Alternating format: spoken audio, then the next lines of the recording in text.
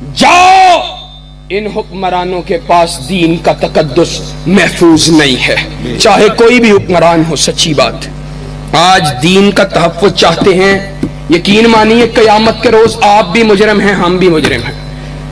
ہم ان لوگوں کو ووٹ دیتے ہیں جو بدبخت دین کے دشمن ہیں، جو دین کے اوپر تان کرنے والے ہیں۔ آج فواد چودھری شادیوں کے حوالے سے بکواس کر رہا تھا، اور پھر یہ ظالم میں کیا کہوں، پھر کل خان صاحب ہولی کی مبارکباد، ہولی کے لیے جو ہے وہ وش کر رہے تھے ہندوؤں کو۔ یہ ہمارے حکمرانوں کا حال تو یہ ہے، ان کو پتہ نہیں ہے کہ توحید کے لیے کیسی کیسی قربانیاں پیش کی گئیں، توحید کی خاطر کیا کیا کچھ پیش کیا گیا، عقیدہ کے تقاضوں کا ان کو علم نہیں ہے۔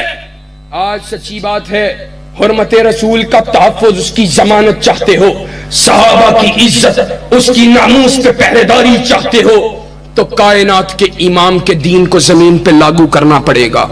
بھائی کہہ رہا تھا، دوبارہ بات دہرا رہا ہوں، کائنات کے امام کے قانون کو زمین پہ نافذ کرنا پڑے گا، کائنات کے رب کے عطا کردہ قانون کو زمین پہ، اور انشاءاللہ نافذ کروانے کے لیے جدوجہد، پرامن جدوجہد کرنے کے لیے تیار ہو، اور پرامن انداز میں رسول اللہ کے دین کو اس ملک کے اندر حکومت کرتا ہوا دیکھنے کے لیے تیار ہو۔ اور میدانوں کے اندر انشاءاللہ ہم گولی برسانے والے نہیں، سینوں پہ گولیاں کھانے والے ہیں۔ اپنے سینوں کو چھلی کروانا گوارا کر سکتے ہیں، اپنے آپ کو لہو میں تڑپوانا گوارا کر سکتے ہیں۔